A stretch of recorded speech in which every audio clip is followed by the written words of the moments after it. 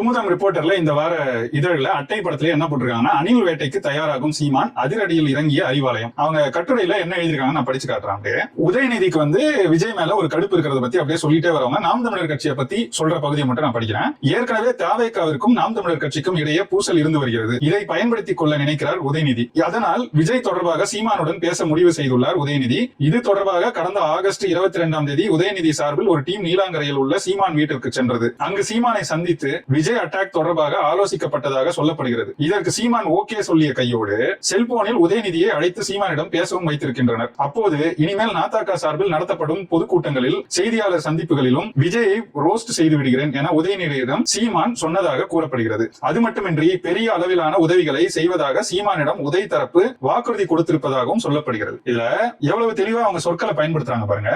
பெரிய அளவுக்கான உதவிகளை செய்வதாக சொல்லி இருக்கிறார்களாம்.